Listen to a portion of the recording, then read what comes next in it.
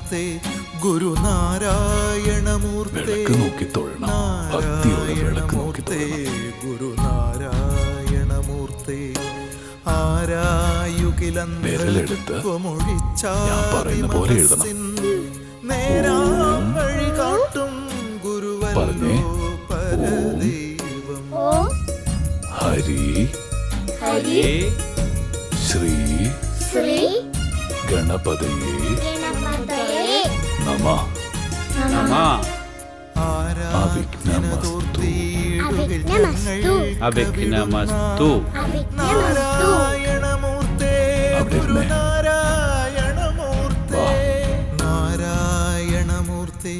ഗുരുനാരായണമൂർത്തേ വിളക്ക് നോക്കി തൊഴുതേ. നാരായണമൂർത്തേ ഗുരുനാരായണമൂർത്തേ ഓം ഹരി ശ്രീ ഗണപതയേ നമഃ. അവിഘ്നമസ്തു. അവിഘ്നമസ്തു. തൊഴുതേ. അടുത്ത ഹരി ഹരി ശ്രീ ഗണപതയേ നമഃ. അവിഘ്നമസ്തു. അവിഘ്നമസ്തു. ഓം ഹരി ശ്രീ ഗണപതയേ നമഃ. അവിഘ്നമസ്തു. തൊഴുതോ. ഞങ്ങൾ ഭജിപ്പൂ നിൻ പാവന അറിവ് നേടിയ എല്ലാം നേടാം. നാളെ മുതൽ ദേവിയെ തൊഴുത് പള്ളിക്കൂടത്തിൽ പോണം. ഇനി നിങ്ങൾ വീട്ടിൽ പോണ്ട. ഇത് തന്നെയാ നിങ്ങളുടെ വീട്, എല്ലാവരുടെയും വീട്. നാരായണമൂർത്തേ ഗുരുനാരായണമൂർത്തേ.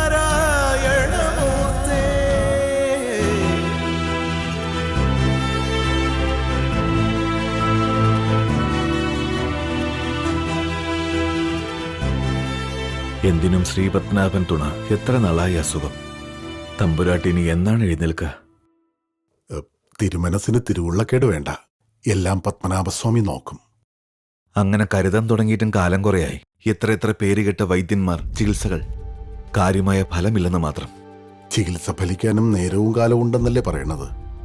സമയദോഷം തീരുമ്പോൾ എല്ലാം ശരിയാവും എന്ന് കരുതി എത്ര നാളാ കാത്തിരിക്കുക? അന്യനാട്ടിൽ നിന്നും എത്ര വൈദ്യന്മാരാ വന്നു പോയത്? വിദഗ്ധ ഭിഷഗ്വരന്മാരും നോക്കിയതല്ലേ?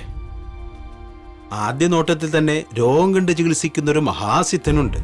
നാട്ടുകാർക്കിടയിൽ വലിയ അഭിപ്രായം അദ്ദേഹത്തിനുള്ളത്. അതാരാ നാം അറിയാത്തൊരു സിദ്ധനും വൈദ്യനും?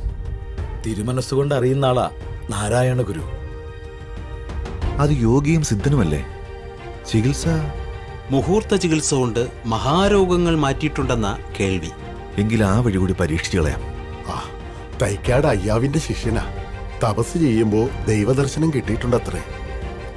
പറഞ്ഞു കേട്ടപ്പോ ഉള്ളിലൊരു പ്രതീക്ഷ. ആളയക്കണം. കവി കുമാരനാശാൻ, ഗോവിന്ദൻ എന്നിവരുമായി സ്വാമിക്ക് വലിയ ബന്ധമുണ്ടത്രേ. എന്നാൽ ആശാനെ ആളയച്ച് വിളിപ്പിക്കാം. എല്ലാം തിരുമനസിന്റെ കൽപ്പന പോലെ. ഓം ഗുരു ബ്രഹ്മ ഗുരു വിഷ്ണു ഗുരുദേവോ മഹേശ്വര ഗുരു സാക്ഷാത് പരബ്രഹ്മ തസ്മൈ ശ്രീ ഗുരവേ നമഃ. ഗുരു ബ്രഹ്മ ഗുരു വിഷ്ണു ഗുരുദേവോ മഹേശ്വര ഗുരുദേവോ മഹേശ്വര ഗുരു സാക്ഷാത് പരബ്രഹ്മ തസ്മൈ ശ്രീ ഗുരവേ നമഃ. സ്വാമിയെ കാണാൻ ഒരു സംസ്കൃത പണ്ഡിതൻ നാളെ വരുന്നുണ്ട്. മൂസത് കുടുംബാംഗം, പാലക്കാട് നിന്നാണ് വരുന്നത്. സംസ്കൃതത്തിൽ അപാര പാണ്ഡിത്യം, വ്യാകരണം, അലങ്കാരം, വൈദ്യം, ജ്യോതിഷം എല്ലാം കൈവശമുണ്ട്. എല്ലാം കൊണ്ടും പ്രഗത്ഭൻ. ആരാണ് വിദ്യാരാജൻ? സാക്ഷാൽ പുന്നശ്ശേരി നമ്പി നീലകണ്ഠ ശർമ്മ. നിരവധി ഗ്രന്ഥങ്ങളുടെ കർത്താവാണ്. ചമത്കാര ചിന്താമണിയും ശ്രീകൃഷ്ണ വിലാസവും പഞ്ചബോധ വ്യാഖ്യാനവുമാണ് പ്രധാന കൃതികൾ. സ്വാമിയെ കാണാൻ ദീർഘയാത്ര ഏതാണ് വരവ്. ആ വരവ് ശർമ്മയ്ക്കും ഗുണം ചെയ്യട്ടെ. നാം ഇവിടെ തന്നെ ഉണ്ട്. പുന്നശ്ശേരി നമ്പി നീലകണ്ഠ ശർമ്മ വരട്ടെ.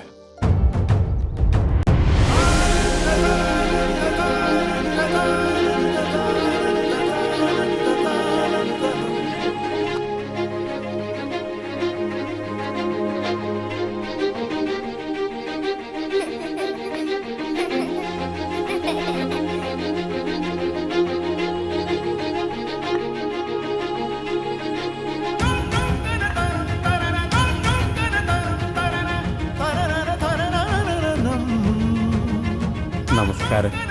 നമസ്കാരം. ഇരിക്കാം.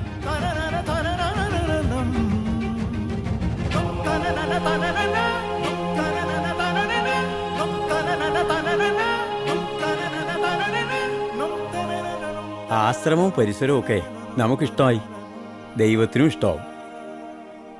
മനുഷ്യർക്ക് ഇഷ്ടാവുന്ന എല്ലാം ദൈവത്തിനും ഇഷ്ടമാവും.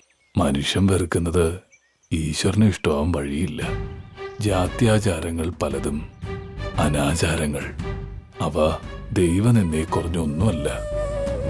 സ്വാമി രചിച്ച ജാതി നിർണയം കവിത നാം ശ്രദ്ധിച്ചു. കടൽ വെള്ളത്തിൽ നിന്ന് ഉപ്പ് നീക്കുന്ന പോലെ ശ്രമകരമല്ലേ മനുഷ്യരിൽ നിന്ന് ജാതി ചിന്ത ഉന്മൂലനം ചെയ്യുന്നത്? ജാതിഭേദം നിലനിന്ന് കാണാൻ ആഗ്രഹിക്കുന്നവരുടെ വാദഗതിയല്ലേ ജാതി കണ്ട അറിയാൻ പറ്റുമോ? ജാതി കണ്ടാൽ അറിയാൻ പറ്റും. ജ്ഞാനികൾക്കത് സാധ്യമാണ്. അതൊരു സിദ്ധി തന്നെ. പുന്നശ്ശേരിക്ക് ആ സിദ്ധി ഉണ്ടെന്ന് തോന്നുന്നു. ഉണ്ട്. പലപ്പോഴും പലർക്കും അത് ബോധ്യമായിട്ടുണ്ട് താനും. എങ്കിൽ പുന്നശ്ശേരിയുടെ ആ സിദ്ധി ഒന്ന് കാണണമല്ലോ. അതിനെന്താ, ആർക്കെങ്കിലും താല്പര്യമുണ്ടെങ്കിൽ കാട്ടുന്നതിൽ വിരോധമില്ല. നാം ആശ്രമത്തിൽ കുറെ കുട്ടികളെ വളർത്തി പഠിപ്പിക്കുന്നുണ്ട്. അവരുടെ ജാതി ഒന്ന് പറയാമോ? കുട്ടികളെ ഒന്ന് കണ്ടാൽ ജാതി പറയാം. ഇത് കുഞ്ഞിരാമൻ. ഏത് ജാതി എന്ന് പറയാവോ? പുലയക്കുട്ടിയാണ്. ഇവൻ രാഘവൻ. ഏത് ജാതിയാ പുന്നശ്ശേരി? ഇത് കുറവൻ തന്നെ. എന്താ ഇവനൊരു കുറവ്? കണ്ടാൽ കുറവൻ എന്ന് തോന്നും. ഇവൻ നീലൻ. സംശയിക്കണ്ട, നമ്പൂതിരി തന്നെ. അപ്പോ നമ്പൂതിരിക്കുട്ടിയായ നീലൻ ആഹാരം കൊണ്ടുവന്നാ കഴിക്കുമല്ലോ. നമ്പൂതിരിക്കുട്ടി കൊണ്ടുവന്നാ കഴിക്കാതിരിക്കുന്നത് എങ്ങനെയാ? നീല, പുന്നശ്ശേരിക്ക് ഭക്ഷണം കൊണ്ടുവാ.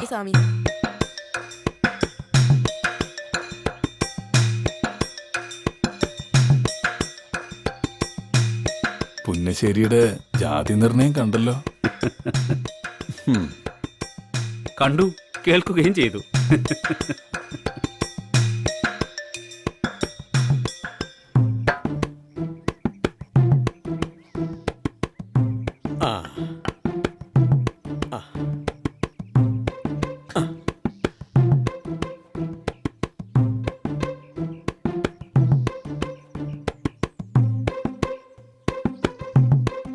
സ്വാമി കഴിച്ചോ? കഴിച്ചു.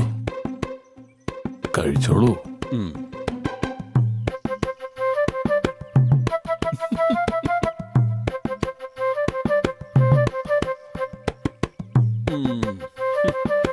നല്ല വിശപ്പ്. കഴിച്ചോ?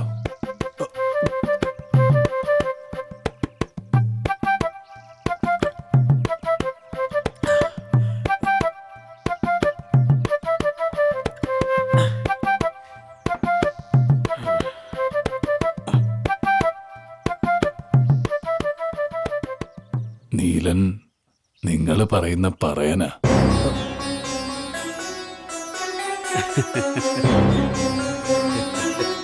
ക്ഷീണം തോന്നണ്ട. ഉള്ളി തോന്നിയ ജാതി അങ്ങനെ ഇരുന്നോട്ടെ. സമയാവുമ്പോ താനെ കൊഴിഞ്ഞോളും. സൃഷ്ടിക്കുമ്പം പ്രകൃതിക്കും ദൈവത്തിനും ഇല്ലാത്ത ജാതി നാം സൃഷ്ടിക്കരുത്. ഈ കുട്ടികൾ പഠിക്കുന്നു, ഗായത്രി മന്ത്രം ചൊല്ലും, ഉപനിഷത്ത് വാക്യങ്ങളും ചൊല്ലും. ഗുരുസ്വാമി ഇത്രയൊക്കെ ചെയ്യുന്നുണ്ടെന്ന് എനിക്കറിയില്ലായിരുന്നു. ഭഗവാൻ ഇടയനായും പറയനായും ചണ്ടാലനായും അവതരിച്ച് മനുഷ്യനെ തോൽപ്പിച്ചിട്ടുണ്ട്. എന്തായാലും ജാതി വിചാരം ശുദ്ധ പോഷ്കാണെന്ന് മനസ്സിലായല്ലോ. ഉം. പുലി ജീവിച്ചിരിക്കുമ്പോ 50 അടി മാറി നിന്നാലും ഭയം. മറിച്ച് ചത്തു കഴിയുമ്പോ പുലിത്തോൾ സിംഹാസനം. ജാതിയും അതുപോലാണോ? പുലി നശിച്ച തോലെങ്കിലും ശേഷിക്കും. ജാതി നശിച്ച ശേഷിക്കാൻ ഒന്നുമില്ല.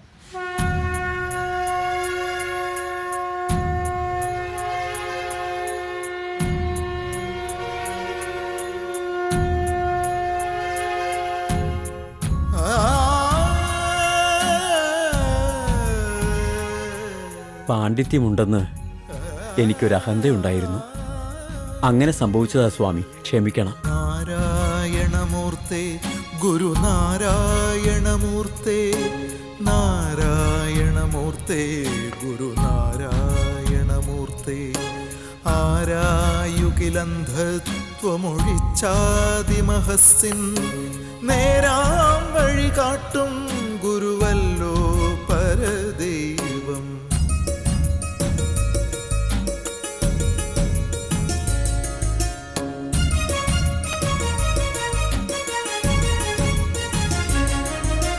നാരായണമൂർത്തേ ഗുരുനാരായണമൂർത്തേ, നാരായണമൂർത്തേ ഗുരുനാരായണമൂർത്തേ.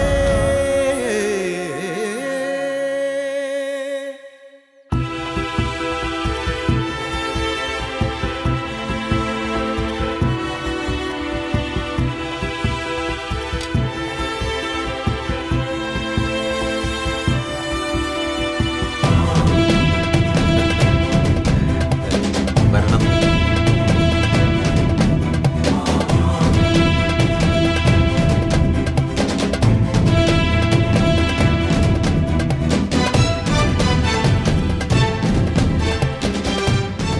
നമസ്കാരം. നമസ്കാരം. ഇരുന്നാലും. തമ്പുരാൻ വിളിപ്പിച്ച കാര്യം പറഞ്ഞില്ല. രാജ്യകാര്യമല്ല, അതാ ഒരു വൈമനസ്യം. സ്വകാര്യം തന്നെ. എന്തായാലും തിരുമനസിന് കൽപ്പിക്കാലോ. തമ്പുരാട്ടിയുടെ ദീനത്തിന് കുറവൊന്നുമില്ല. പല ചികിത്സകളും മരുന്നുകളുമായി. തമ്പുരാൻ അയച്ചയാൾ ചില സൂചനകൾ തന്നു. ഞങ്ങൾ എന്ത് ചെയ്യണമെന്ന് കൽപ്പിച്ചില്ല. കൽപ്പനയല്ല, സഹായം അഭ്യർത്ഥിക്കുക മാത്രം. എല്ലാരും പറയുന്നു. അതും കൂടി ഒന്ന് നോക്കാം. മഹായോഗിയും സിദ്ധനുമായ നാരായണ ഗുരുവിനെ ഒന്ന് കാണിക്കണം. നിങ്ങൾ വിചാരിച്ചാൽ നടക്കുമെന്ന് പലരും പറഞ്ഞു. ഈ വിവരം സ്വാമി അറിയിക്കാം. ഇതറിയുമ്പോ സ്വാമി വരാതിരിക്കില്ല. ശ്രമിക്കാം. ഗുരുതൃപാദങ്ങൾക്ക് പ്രധാനമായത് അനുകമ്പ. സാധാരണക്കാർക്കിടയിൽ പ്രവർത്തിക്കാനാണ് മഹാഗുരു എന്നും ശ്രമിച്ചിട്ടുള്ളത്. സിദ്ധരിൽ സിദ്ധനായ ഗുരു മഹാവൈദ്യനുമാണ്, കർമ്മയോഗിയുമാണ്. അങ്ങയുടെ അഭ്യർത്ഥന ഇതുപോലെ ഞാൻ അറിയിക്കാം. തിരുവുള്ളക്കേടുണ്ടാകരുത്. വരുന്ന കാര്യം തീരുമാനിക്കുന്നത് അടിയനല്ല, അത് തൃപ്പാദങ്ങൾ തന്നെയായിരിക്കും. പ്രതീക്ഷയോടെ കാത്തിരിക്കുന്നു. പോയി വരൂ.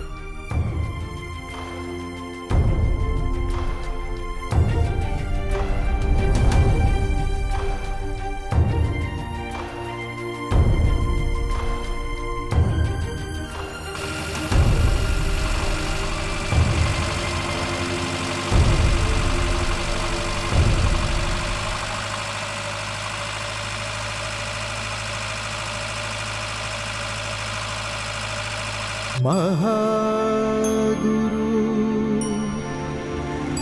മഹാഗുരു മഹാഗുരു.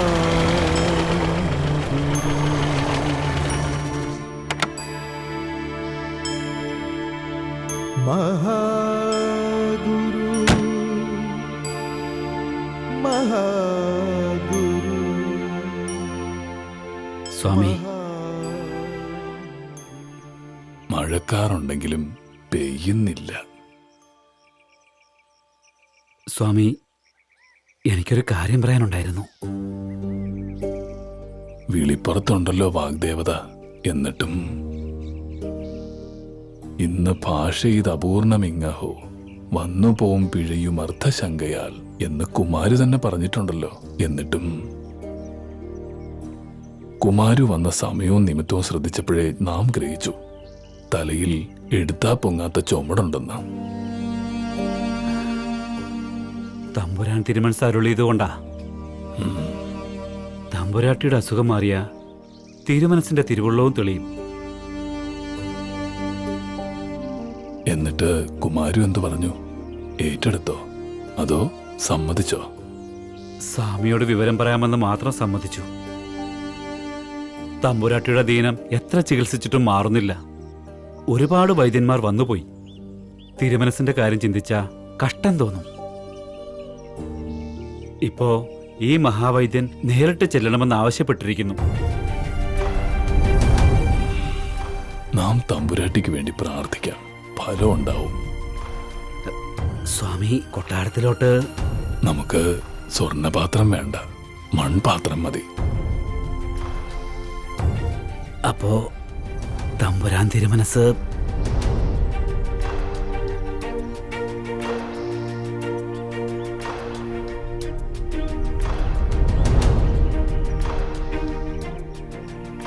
അതെ, നിങ്ങൾ പൊയ്ക്കോളൂ. തൃപ്പാദങ്ങൾ പ്രാർത്ഥിച്ചോളാമെന്ന് ശരി. തിരുമനസിനോട് പറഞ്ഞേക്കൂ. പറയാം.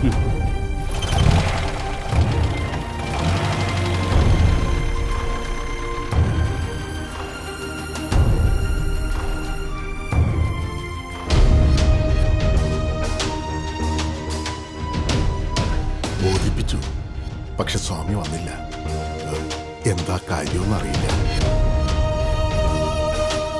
അദ്ദേഹത്തിന് ഇങ്ങോട്ട് വരാൻ ഒട്ടും താല്പര്യമില്ലാത്ത പോലെ.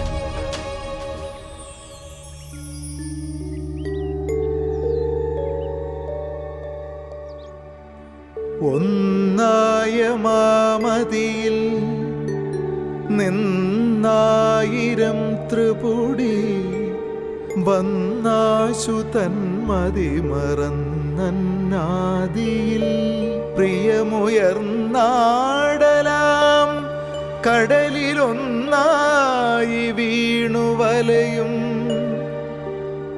എന്നാശയം ഗതിപെറും നാദഭൂമിയിലമർന്ന വിരാഭ പടരും ചിന്നാഭിയിൽ ത്രിപുടി എന്നാണറും പടി കലർന്നാറിടുന്ന ജനനീ